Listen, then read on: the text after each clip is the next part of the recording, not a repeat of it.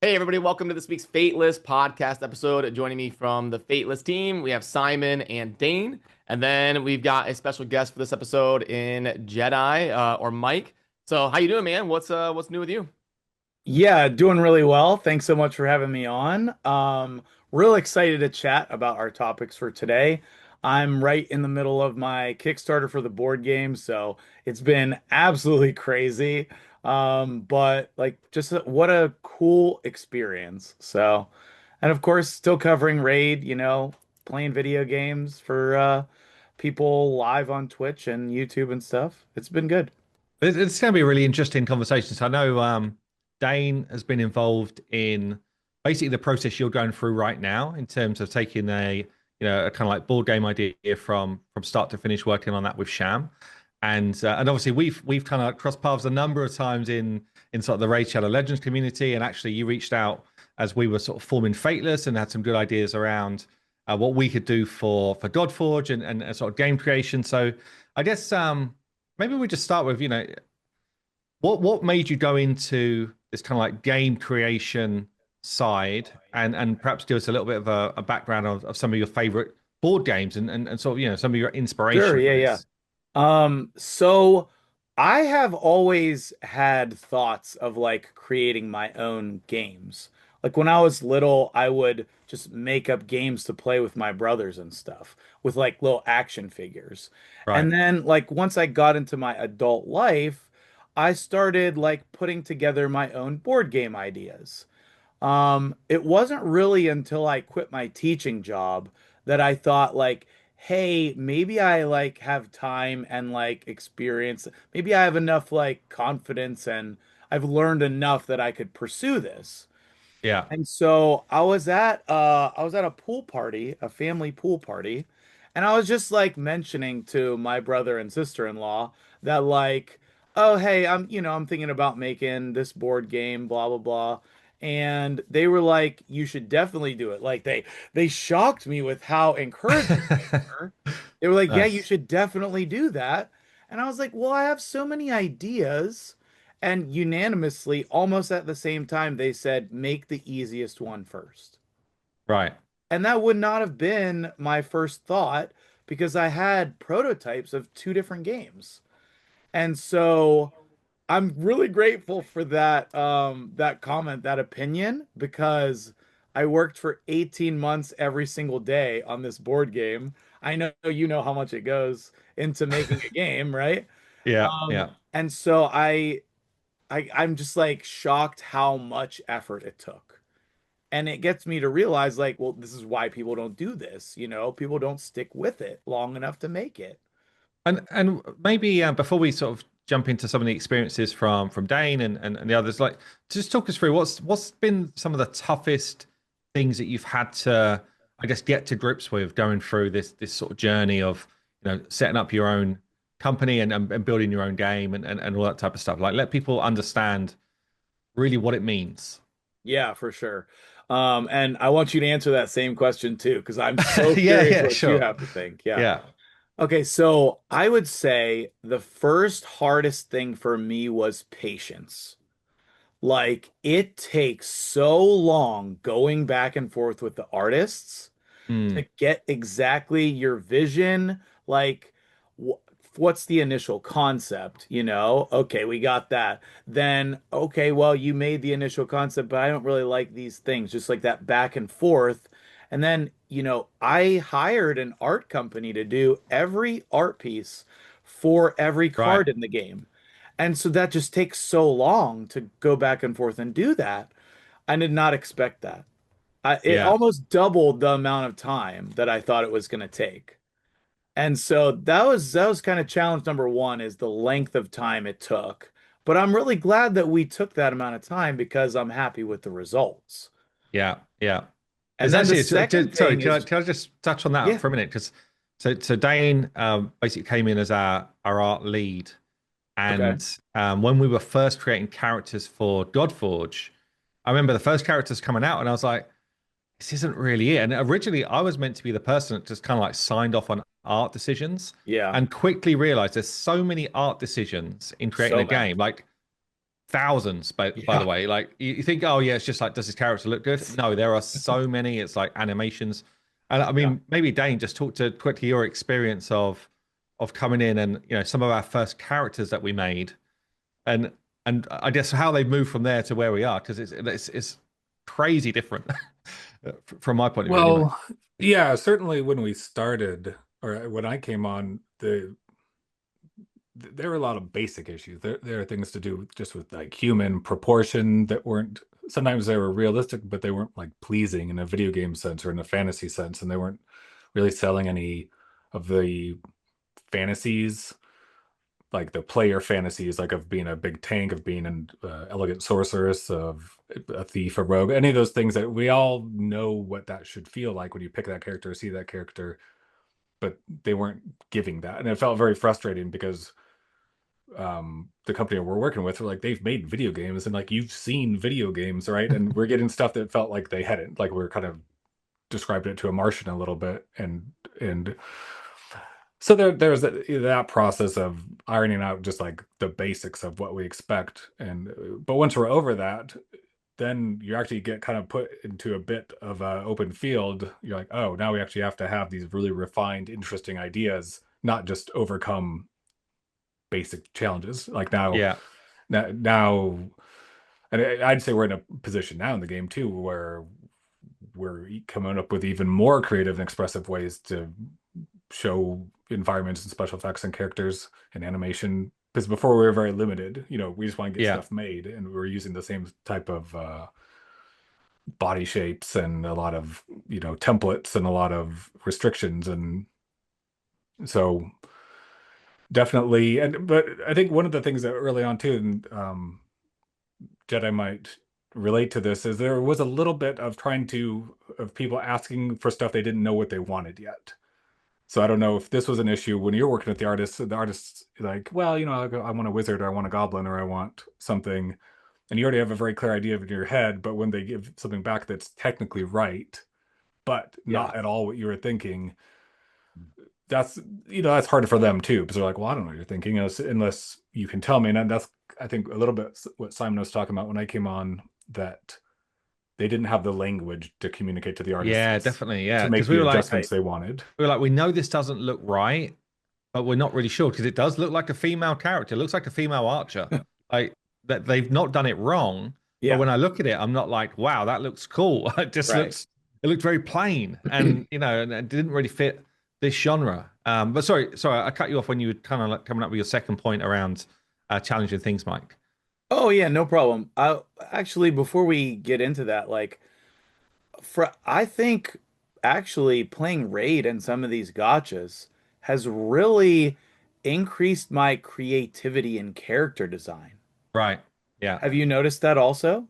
Yes. In fact, I mean, Raid particularly have done a great job in this genre of like taking, and I think in terms of mobile gaming generally, honestly, taking the level up in terms of what can be achieved, with the restrictions of what you've got on mobile, but just in terms of like creativity, fun vibes. Like, got near enough 1,000 characters, and really probably the last 300 or 400 have all come out, and they look great. So you look at some of their earlier stuff, actually it's not that great. People assume it was, but actually it wasn't. But really, you sort of see how they've developed over time. Mm-hmm. And I don't know, Brad, have you played any other sort of mobile games where you see the same sort of level of creativity and sort of quality, would you say? Yeah, I try to play, damn near everything that comes out, just to stay kind of relevant with my finger on the pulse. Yeah, Raid probably did the best overall in terms of like the amount of work done and the amount of content, and then also the quality of kind of pushing those boundaries of what you can achieve. But there has been, some other ones. There was like a Gods Raid game where the heroes looked pretty good in that dark fantasy setting. It wasn't as successful of a game, but just in terms of like a smaller scope, they did a pretty good job with the look on there in terms of the dark fantasy on mobile. But yeah, definitely tried a lot of them, and I agree with kind of your sentiments of kind of, that was a good bar to be set there in the industry. And also, I feel like, when we were talking to some of the different artists, and we were saying, look, it's not just do they visually look good, it's also like they kind of tell their own little stories, right? So it's like, why have they got all these trinkets, and why has this guy got like half a severed head on the back of this big piece of board that's on the back of that he's carrying around. Like, it doesn't make any sense for that to be a thing. Yeah. But it looks cool, right? And that's kind of like one of the barriers to get past is we kind of need to be on that does it look cool sort of vibe. That's pretty much Right. when I was like, this is really all I want is, are we hitting that kind of like interesting point? When we're doing our version of a Thor or an Odin or whatever, it's like, does it bring something a bit fresh? Does it look interesting? Are we able to just pull different pieces from the mythology and bring them to life in little things that people can find when they get that hero and they start to sort of spin around? So, that for me was really important. And when we first spoke to some of the artists involved, it's like, look, this is the benchmark right now. And it's only actually recently that people are seeing, as we go into this polished phase in the game, that we're hitting it, and I think in certain situations like we're actually past it. But because when you first see the initial model, the lighting's not that great. They're in a T pose, like there's no expression, there's nothing else going on, and people are just like, this doesn't look as good. You're And like, just wait a consistently, second. people are saying to me, "Don't worry, the models are great," and I've seen them in like different software, and I'm like, "Oh crap, they actually look really great." So it's like, so when is it going to feel like that in the game? And it's only really recently that we're starting to get that with the lighting coming through, the shaders on the models in game, and that's something that I'd never experienced before. That whole kind of like end-to-end pipeline building, going from brilliant concepts to the 3D model, which looks good, to now the 3D models feel great. And that kind of like end to end is quite challenging. And to your point as well, Mike, it's a test of patience, right? Yeah. Because you're constantly being told this is going to come. Don't worry, we're in a good spot. And I'm like, well, my eyes are not telling me we're there yet. Yeah. And that's a tough one to deal with, I think. Yeah. And then like, I don't know, like when I was playing the alpha, that's probably the number one question that I answered. Like, well, the graphics don't really look that good. They say that like it's supposed to compete with Raid. And I'm like, guys, it's the alpha. Yeah. This isn't the game yet, you Yeah. know? But moving on to the second part of my like thought process there, I think it's just like all of the new things that I had to learn about. Like I have no experience in marketing whatsoever. Sure. And so like the past couple of months, that's been like the main thing. Like I need to learn how to do this because like the whole point, we're making a game, we don't have money to pay for the game. Yeah. Like I don't have like backers. I'm just bootstrapping this. So like And are you that's bootstrapping it solo right now, or do you yeah, have it's other just me. people? Just you? Yeah, Yeah. Wow. just me. Yeah. That's honestly, that's incredible, to be honest. It's Thank you. I mean, maybe Dane, talk to some of your experiences with Raid Boss as well, because I know obviously you worked with Sham on that, but it's like, is Yeah. that the way you started, just like a very small team and then you built up, or was it always a small team? It was always a small team. And that wasn't even the first project that Sham and I worked on. There was other things that I've worked on, other tabletop games. But this was really the one that was just us. And Dirk was involved some with like playtesting and some of that stuff. But after a while, it's like a full-time job. And like Yeah. Dirk had a job, he had other stuff. So, but the notion of having to learn things you didn't necessarily want to have to learn about, but it's a necessity, like marketing, but also just like print, like the construction is a physical thing that has to be made, and we had to like outsource different printing companies and we get material samples like an architect might. You're getting, oh, this type of cardboard, this type of plastic, Right. and you're just running all the numbers, and it's expensive. Even though I was doing the art and Sham's doing a lot of the design, we still had to raise money Yeah. before to get it done.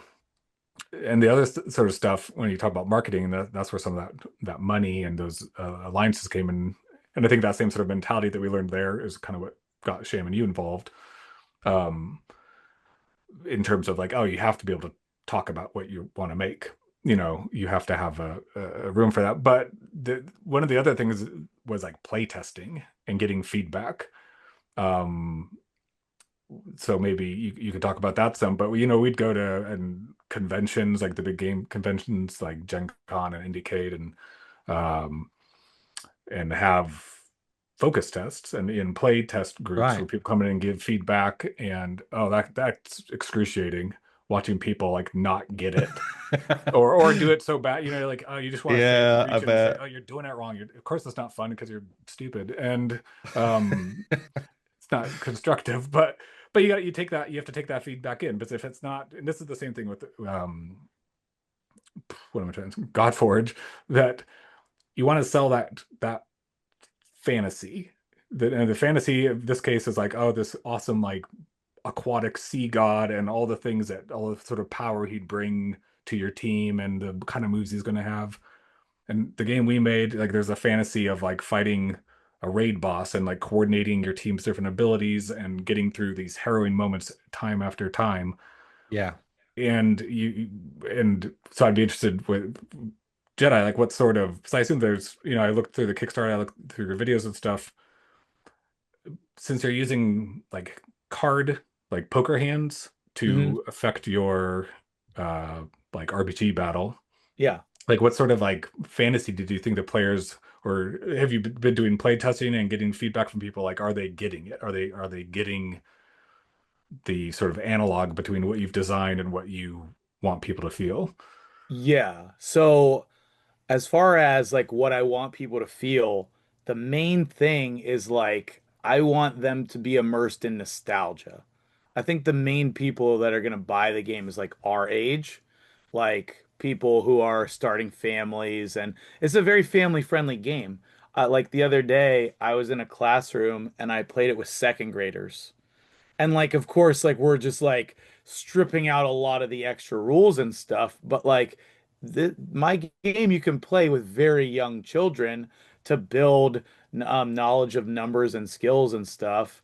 Um, and then if you have kids that are like, 10 who can read and like do math a little bit, like they can easily play the game. So I just tried to make a fun game. When the initial concept was just here's this idea that I've been toying around with in my head, and then I built a game around it. I didn't necessarily go at it at first with like, what do I want them to feel while they're playing it? Like all those things that kind of got added on later. And through the playtesting that I did, I kind of like removed the feel bad mechanics. Like I tested with my kids. I have two 17-year-old twins, and we originally played the game where the first person to get their combo against the boss was the winner. And it was awesome. Me and my two kids, extremely competitive. It's like boom, boom, boom, 20 seconds, we're done. And that was so much fun. And everyone else hated it. So it's just like not enough people appreciated that. We needed to remove that mechanic entirely to apply to more people. Um, and then as far as like playtesting goes, like a lot of the playtesting I did with my game being a lot smaller than your guys or even the board games that you worked on, I was able to do a lot of playtesting just myself. Like, how does this work out? Let me see, play through some games by myself. I have, just my time is affected there. And then I could go playtest with some family and friends, take those things, just like make small changes. But playtesting at the conventions like you did, I go to Origins in Columbus, and they have like a whole special section of like here are these games that are being worked on right now. So Yeah, I that's get to cool. meet Yeah. like 100 people who are interested in developing games and reasonably good at giving feedback. And so all of that was That's what extremely they helpful. Yeah. filled out. That's how they got the job. They Right. said, Right. yeah, I'm Yeah. reasonably good at giving feedback. Oh, you're in. Exactly. Yeah. And it's just random people at the convention. They just it gravitates towards those type of people who like those things. It's interesting you talk about doing these play tests at these different conventions. I remember the first time we had a playable of Godforge and we were at an event. And so I'm watching over someone's shoulder, playing the game. I'm like, they're going to really enjoy the ultimate system and stuff. And the way we had it originally, it was like nobody noticed that there was ultimates that they could use. Like I literally remember you nobody saying that. clocked it. Yeah. And I'm like, why is no one seeing this? Like, this is one of our sort of standout points of difference that we think people really enjoy, and nobody's clocking it at all. So it's amazing actually what you perceive someone's gonna just get, and actually they don't get it at all. Yeah. And you have to sort of go back to the drawing board. And again, like if you don't do those type of events and really sort of, I guess, test your game with the right sort of groups, then Yeah. you can actually run into a lot of problems, I think, a bit further down the line when it's like, well, we just assume it's going to work. And clearly it doesn't. Um, yeah, you can end up wasting a lot of time and money actually just doing stuff which does not work. Hmm. So yeah, it's so important to do those sort of test mechanics and make sure that what you perceive is going to happen is actually going to happen. Well, there's a lot of interesting stuff, because even on a scientific level that you realize about biases and assumptions and preconceived notions of how things work. Because if people aren't getting it, it's like our fault. It's not their fault for not getting it, because Yeah, that's it. Yeah, this yeah. isn't a We didn't design it this whatever. isn't a test. And even right now working with like Paul from design and Henry and obviously all the founders in terms of UI stuff and just the very layout of a screen. Like there's in some cases wildly differing opinions, and they're all very justified. But like we're just talking about like hitting the buttons to go places in the game, Yeah. and there's all this like psychology involved and just A/B testing. But like everyone's kind of right and everyone's kind of wrong, and you're just not going to know until people are using it in the real world and stuff comes up. You're like, oh, Yeah. nope, no one likes X for back. They like it for close. Or, no one likes three buttons at the bottom of the screen. They want them slightly off center for this reason. And we're dealing with like symmetry. Like, oh, our screen looks too much like a gamepad. And yeah, you can reach it with your thumbs. You try to do all these things to make for mobile. Like, oh, make sure you can reach it with your thumbs. Do this, do this. And after a while, you look at it, you're like, we've just made a console controller, and it looks just like it feels like it. So we got to Yeah. like make adjustments again. And the one thing I find interesting too, in terms of getting feedback, and maybe you can talk about the sort of feedback you got along the way, is you have to sort of calibrate against people who really like the thing, and they're willing to give more negative feedback because it's like they know it's close. Sometimes it sounds like all you get is negative feedback for either people that don't like it, and then there's people that do like it, but because they like it, they can really point out the things they don't like.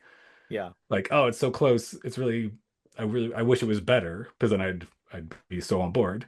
Have you, I don't know, encountered that at all, or Um, I don't know. Can you sort of dissect what you're getting at there a little bit more? well, sometimes, well, especially if you're in a critical part of a creative process, like I am, and like it sounds like you're always negative, because even the things you really like, even like movies or books or stories, or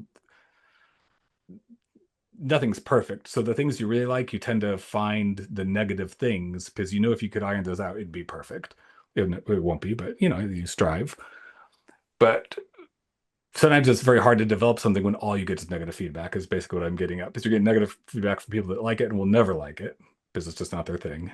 And you're getting negative feedback from people that really do like it, but they don't like one element of it. Yeah. And you have to balance, like, well, I know it's good because I like it, and I'm a Mhm. reasonable person that likes these sort of things.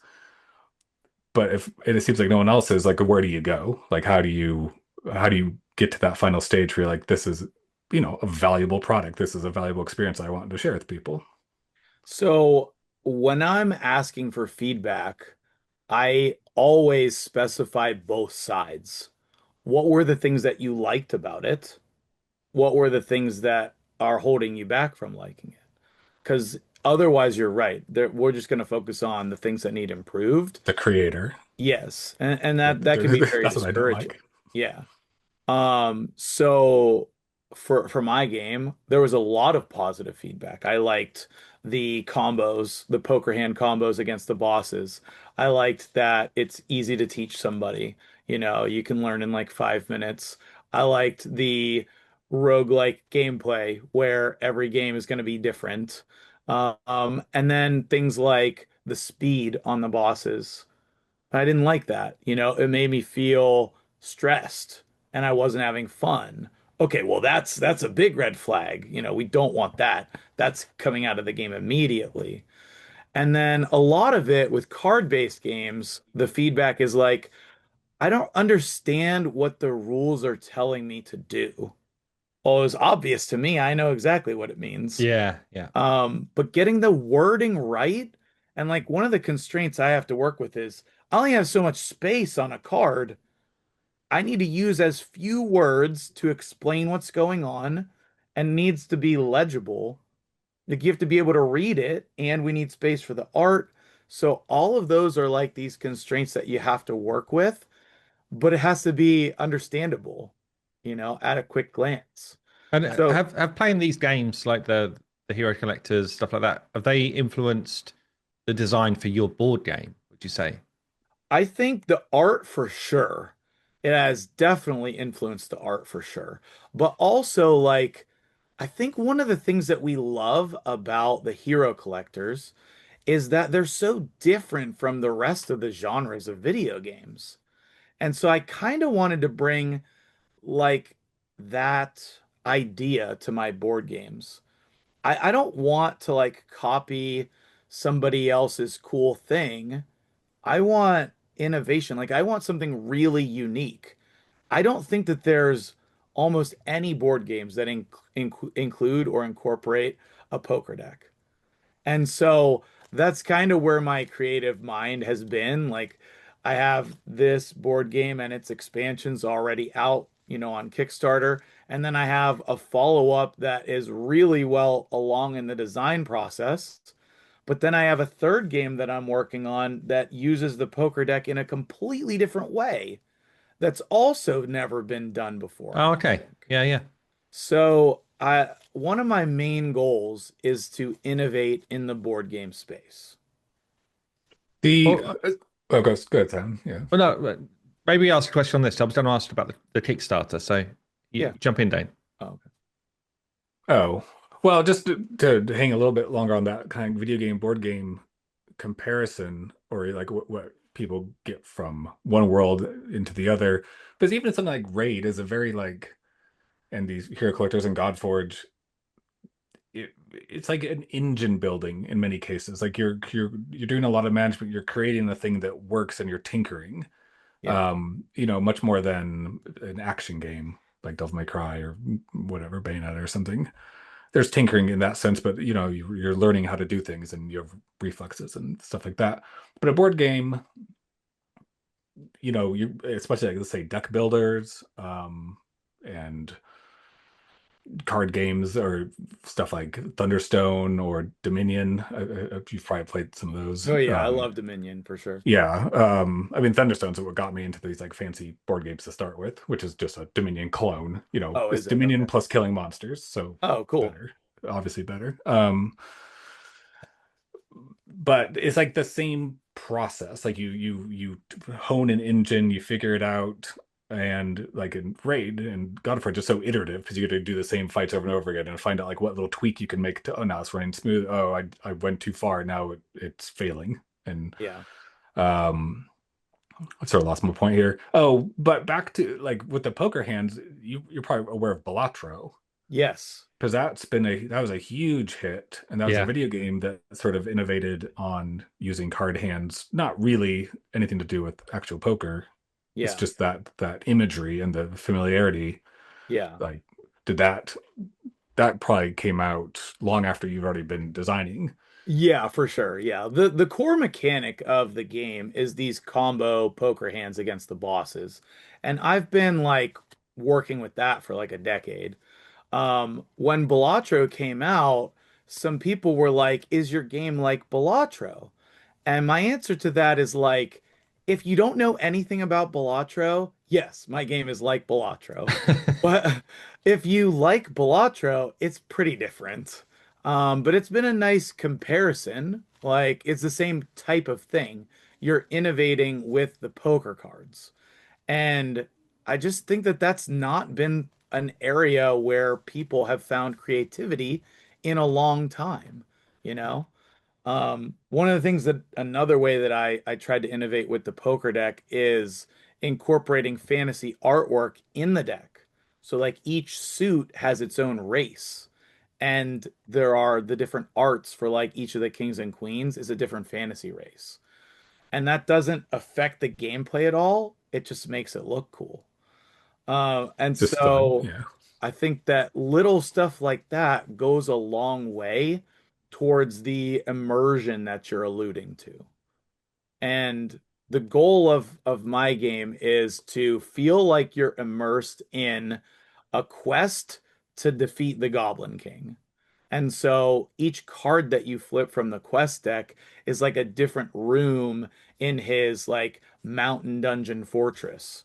Like it's a trap or a boss or an event that comes up. Um, Almost like Munchkin, if you've ever played that before. Yeah. Barely, like once I played it, yeah. Yeah. And I had to ask you, because it's bothering me because I play so much poker. I need clarification on this. It's a 54 card deck, which is normal, which is 52 cards plus two jokers, but yours says four jokers. So how do you have Yes. 54 cards but four jokers? You had to be missing Oh, two cards. maybe that's just a typo in one of the descriptions or something. It's 54 plus 2, so it's 56. Okay. Okay. Yeah.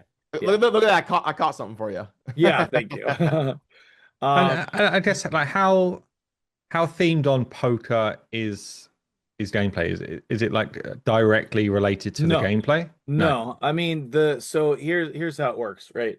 Um, you take the blackjack rules of the card values. So your king, queen, and jack are worth 10. Your ace is worth 1 and 11, 1 or 11, and then your numbered cards are worth that value. And then when you're interacting with the quest cards, you're using those values. So So it's a bit like rolling your D20 in it a is. It's like essence. a different way to add your random numbers in. Sure, sure. Okay, Yeah. interesting. Yeah, Yeah. yeah. And then when you're fighting the bosses, you're trying to combo your hand together. You got a full 5 card hand that you're trying to combo together to get a different value. Oh, okay, cool. Yeah. Yeah. Yeah, so I But mean, leads me into like the Kickstarter. I see you're already doing really well, which is thank you. awesome. Congratulations. And obviously, we'll link all of this information down below. Definitely come and support Mike here with the game design. But talk us through like how did you build out the Kickstarter? What are you trying to achieve from it? And where does it get you, I guess? Or where do you hope it gets you? Okay, cool. Yeah. I built out the Kickstarter to try to get the most amount of people a copy of the game for as cheap as I can make it. And Right. like make sure that I can like cover my fees and like ship it everywhere. But like get the game to the most amount of people. Let's just spread the word about this and use this as the first game to start the company. Hmm. Um, and so like I included things like a charity component, right? Like you can donate a copy to charity if the game is not of interest to you. So we can get the game to somebody else. A kid who's not going to get a Christmas present now gets a Christmas present, and we can get the game to more people. What are we trying to accomplish here? I want this to be the springboard for the company so that I can make more games. You know, I've already said I'm developing 2 other games right now, and there's 2 other ones. I'm developing 4 different games right now that Right. all we need is just funds. You know, all Yeah. we need is funds to make them and then release them. And And are you so, thinking to I see you've got like expansion packs already, yeah. or I guess expansion packs is probably it's like quests, I guess, is that in terms of Right, yeah. So they're different groups of cards that combine with the original game. I call them mini expansions, yeah. but all of the cards in the game play with each other. So you can combine them in whatever way. And that's part of what makes it that roguelike, where every game's going to be different because you can construct your starting quest deck that everybody goes off of. You can construct that in any way. But each of those little expansions, they bring some new mechanics, they bring new ideas, they bring all new cards, to the gameplay, and they make every game seem very different. Yeah, right. And your other games you're designing, are they based in the same world, like same Yeah. characters, that type of stuff? Yeah, so that name Alaria, that's the world that the game takes the place in. It's also the main city in the world. And I actually had an artist create the full map of the world. So if you I guys saw go that, on the yeah. So yeah, and your Kickstarter, little yeah. yeah. Yeah. And I think that this is a fantasy world that can be built upon. Like this isn't just like a one shot. This is an IP.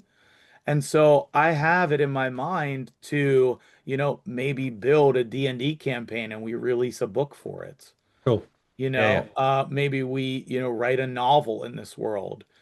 All these ideas, we got to narrow it down at some point. But then the Yeah. second game is based in that same world, and the third game is also based in that world. So, yeah, just kind of exploring the world that I created and expressing it in innovative ways in the board game space. And how did it feel when you first released your Kickstarter? You know, that sort of moment where it's like, right, now this is happening. Now I need, now I need support basically, right? It's Probably if I'm being honest, just nervous. Like, yeah. I spent 18 months every day working on a thing. Like, how are people actually going to take to it? Is that kind of like what you were feeling when you released the alpha for Godforge? Yeah, well actually probably even before that. So when we released the alpha, absolutely. Like it was just kind of like finally people are going to get to play this thing for a decent amount of time. Yeah. And it's like, well, how many people are going to play? You know, if all these people signed up for a beta or an alpha, and are they actually going to come and get involved? And also, are they going to play on the second day? Right. Because they might try it and then be like, oh no, this actually was not good. So that whole alpha experience was definitely like that. But also the when we had to raise capital ourselves, it was also very much like that. You know, we were looking at it thinking, how are we going to be able to raise this sort of level of cash? Yeah. We didn't do a Kickstarter, but we did like an equity raise. So we were going out talking to various groups and trying to sort of just I guess sell the dream. Really, it's like this is what we think we're going to be able to do, and Yeah. really try and get people on board with that. And I know Dane, you and Sham, you did a Kickstarter as well, right? For the games that you designed. In fact, I think you've We done several, haven't you, Yeah, over. we've run a few Kickstarters. They're and agonizing because especially if you like need the money. Like that's not a great position ever to be in. And it was less so on Raid Boss than the earlier things, which didn't, to go they're more like learning experiences. But you're definitely just seeing if you get there, but you're doing a lot of A/B testing just on promotional stuff, like which ads are people looking at, which how you're getting the message out, or any of the people that you talk to who seemed so enthusiastic before, still, and are you getting their support now? And um, were they just being nice? Yeah, yeah, That Yeah. sort of stuff. So and that became a full-time job, running the Kickstarter and developing the campaign. Because I mean, there's a lot of people making tabletop games because it's kind of like having a podcast or a YouTube channel or something. Everyone can just do it. Yeah. Everyone can just do the thing. Um,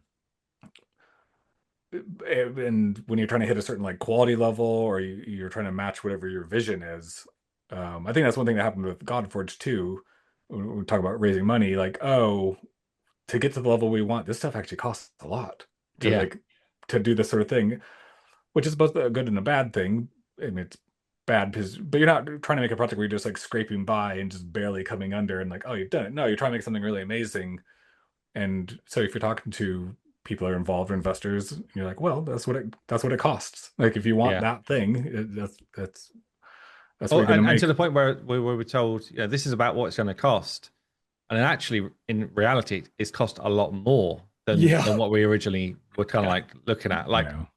probably double. That's the crazy part, right? So Yeah. you think to yourself, oh, we're going to raise this much money because it gives us a bit of wiggle room. Things might go wrong, and actually, we did change.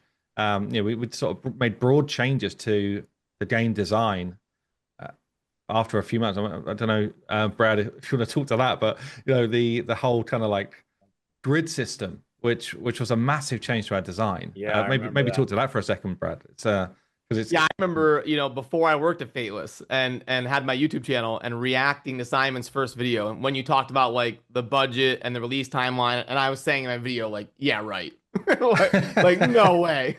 I remember that video actually. Yeah. Wishful thinking for sure. But yeah.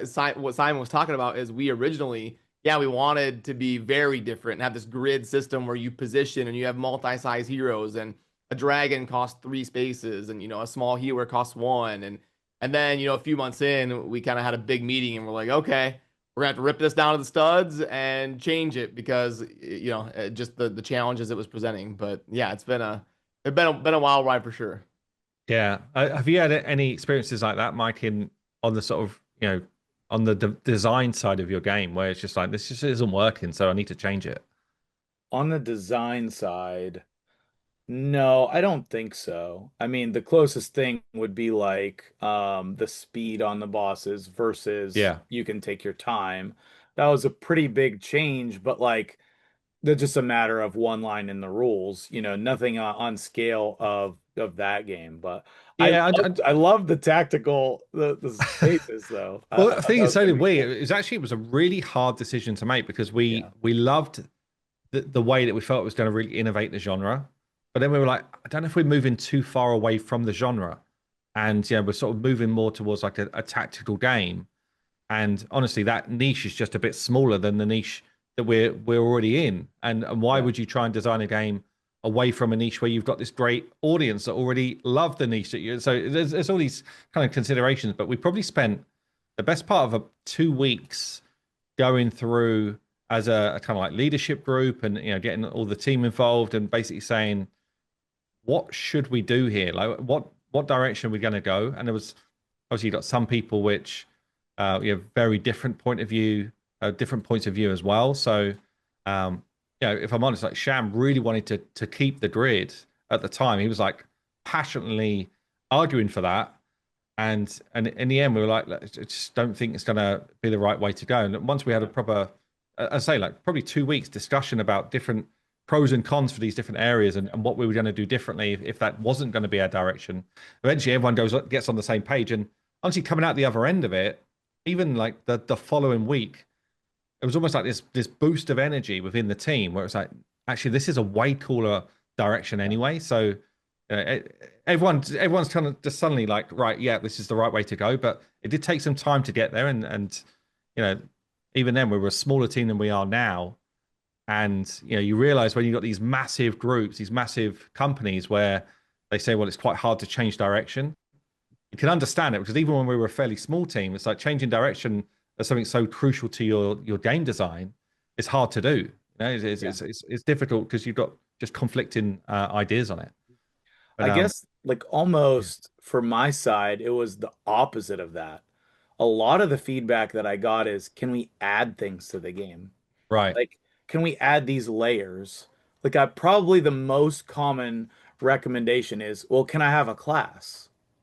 And then you just get to the point where all of a sudden this simple game that's supposed to be 20 to 30 minutes, you Yeah. just start adding layers on. You're doubling the amount of time, you're doubling the amount of complexity. And so I ended up just taking a lot of those ideas and putting that into the third game, where it is a bigger game with more complexity. So I almost had the opposite, where I had to fight to keep the simplicity of the game rather than removing the complexity. Well, that's kind Well, of I think that's a important, big. isn't it? Oh, God. Oh, What is yeah. it? Sorry, I was just gonna say that's kind of important because you're trying to hit that. I'm assuming some of the main selling points for kind of your genre is it's got to be easy to learn and it's got to be like quick games, right? Yep, Like people don't want to sit there for 5 hours around a table. yep, They want to get in 30 minutes, start a new game, or move on, yep. right? Yeah, and that's the best part because, there are so many awesome board games where you're going to sit down for 2 to 3 hours. There's so many. But if you have 30 minutes, you can play my game.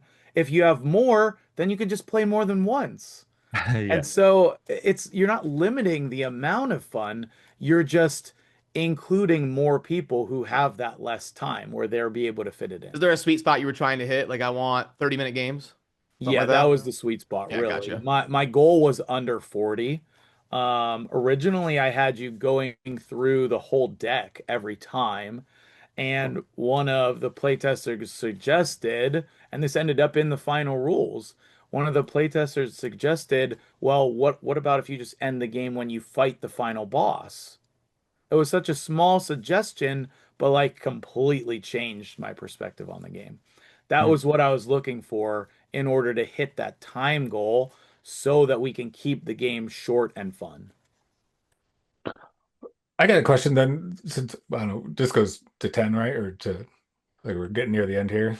Yeah, yeah, you're The good. No problem. one thing that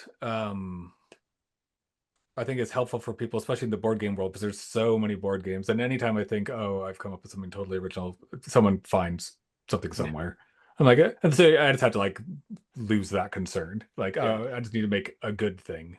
yeah, Um, but it's still really helpful when explaining to people, like saying, if you like these games, you'll like this game, probably.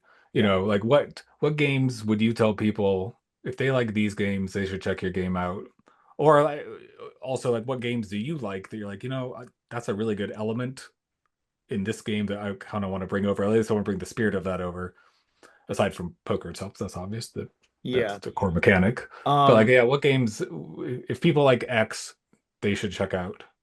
yeah, so I think we've mentioned a couple of them, but um I one of the main design goals was for this to be a gateway game.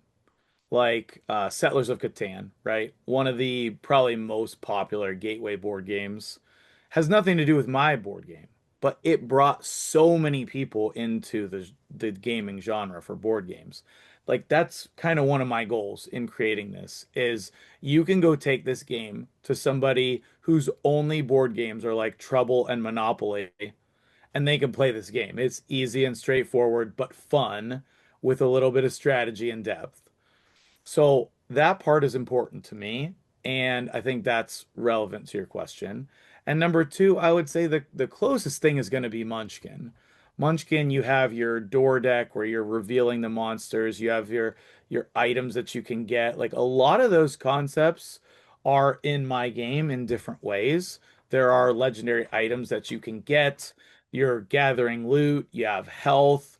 So it's like it combines a lot of those like RPG moments, RPG, you know, things, gameplay, but in like a more simplified way.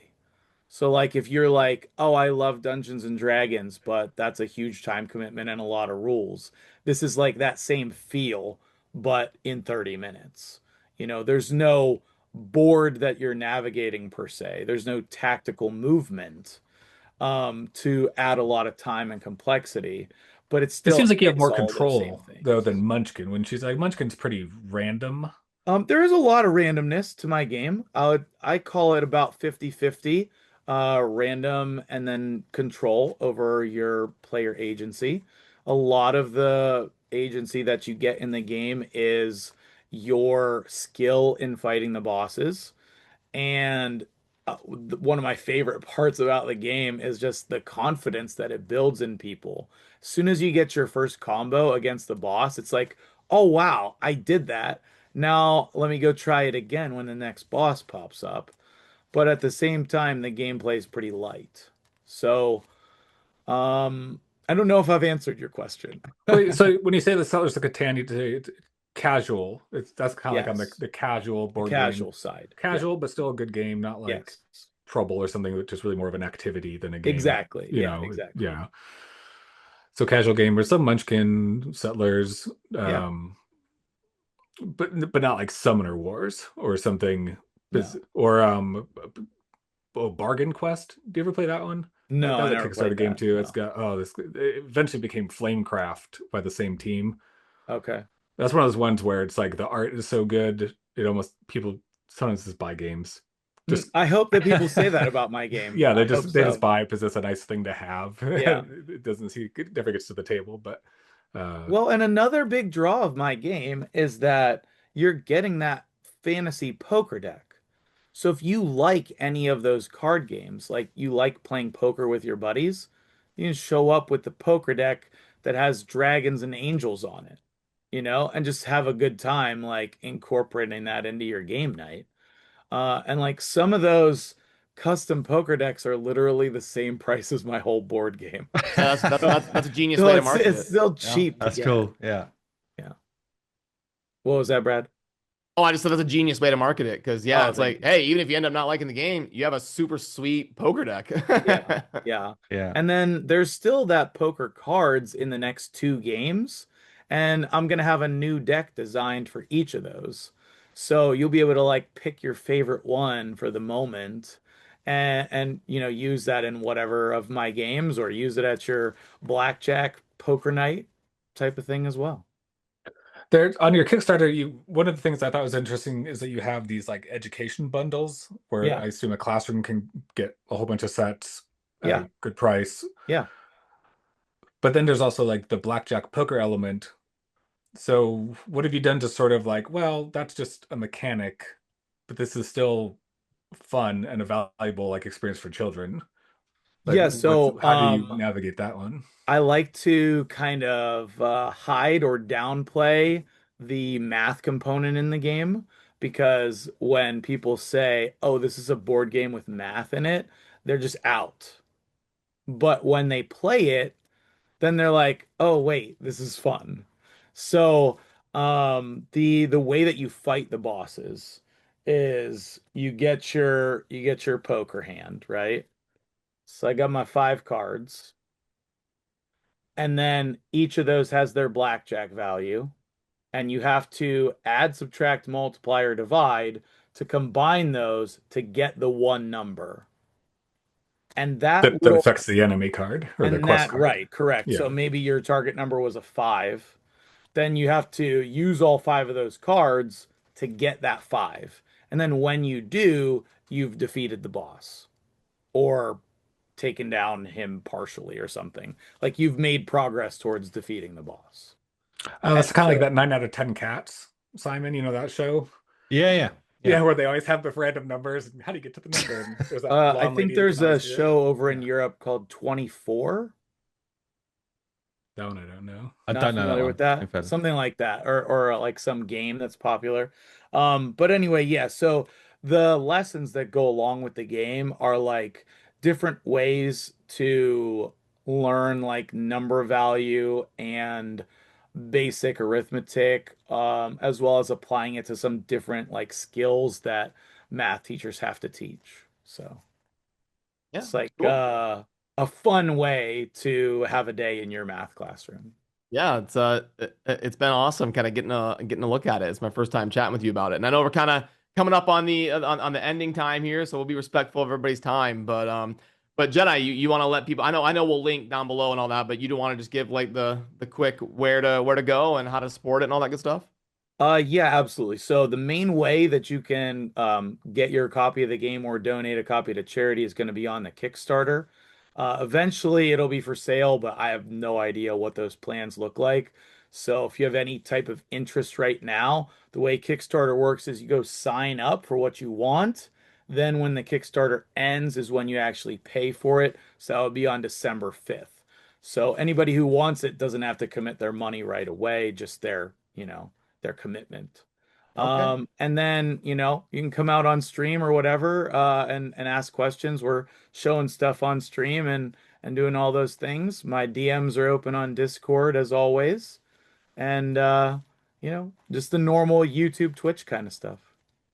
Yeah, very Awesome, nice. man. It's been really fun, honestly, just kind of like hearing your passion for what you've built and seeing it come through. Obviously, we've chatted about it a little bit in the past, but Yeah. it's always cool to start to see like I guess the actual product coming in and being able to talk about the actual thing. So it's very Yeah. cool, man. Very cool.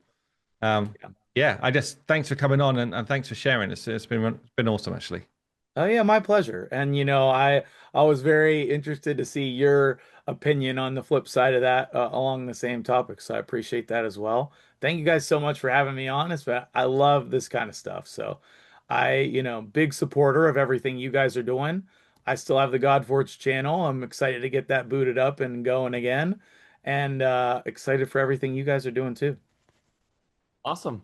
Yeah, and thanks for watching, everybody. Thanks, Dane, Simon, and Mike for joining us. And we'll have all those links you need down below to check out the Alaria Kickstarter, all that good stuff. And then also, if you want to pop on over to the Godforge Discord and chop it up about early access coming your way pretty soon here. So thanks, everybody. We'll see you soon in the next Fateless podcast episode. Cheers.